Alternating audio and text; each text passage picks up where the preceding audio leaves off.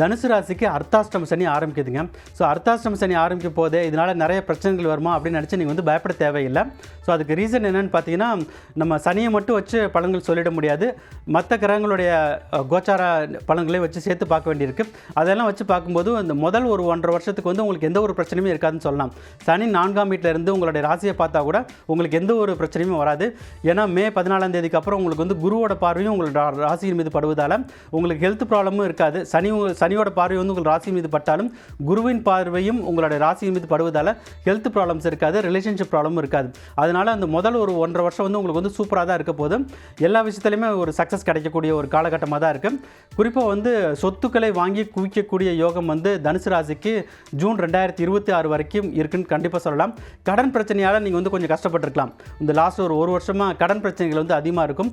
அந்த ப்ராப்ளத்தை விட்டு கம்ப்ளீட்டாக நீங்கள் வந்து வெளியில் வந்துடுவீங்க. அதே மாதிரி வேலை பார்க்குற இடத்துல வந்து உங்களுக்கு வந்து ப்ரமோஷன் இல்லையேன்னு வருத்தப்பட்டு இருந்தவங்களுக்கெல்லாம் ரொம்ப சீக்கிரமாகவே, அதாவது ஜூன், ஜூலை, ஆகஸ்ட் 2025 வந்து உங்களுக்கு வந்து ப்ரமோஷன் கிடச்சிடும். அப்படி இல்லைன்னா கூட உங்களுக்கு வந்து மார்ச், ஏப்ரல், மே 2026 இன்னொரு சான்ஸ் இருக்குது. ப்ரமோஷன் இல்லை வேலை மாறுறதுக்கான இன்னொரு வாய்ப்பு இருக்குது உங்களுக்கு.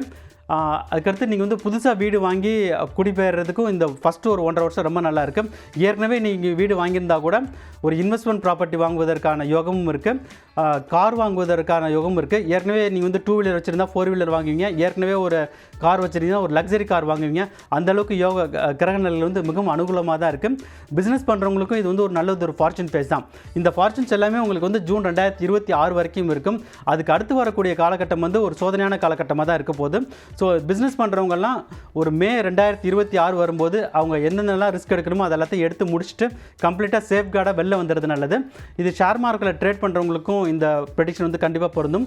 ஸோ மே 2026 அப்புறம் நீங்கள் வந்து ஷேர் மார்க்கெட்டில் ட்ரேட் பண்ணாமல் இருக்கிறது பெட்டர். வந்து தனுசு ராசிக்கு இந்த சனிப்பெயர்ச்சி பலன்கள் எப்படி இருக்க போகுது அப்படின்னு பார்த்தீங்கன்னா, முதல் ஒரு 1.5 வருஷம், அதாவது ஜூன் 2026 வரைக்கும் இருக்கக்கூடிய காலகட்டம் ரொம்ப ஒரு சூப்பரான பீரியட், ஒரு கோல்டன் பீரியட்னு சொல்லலாம். அதுக்கு அடுத்து வரக்கூடிய காலகட்டம் ஒரு சோதனையான காலகட்டமாக தான் இருக்குது.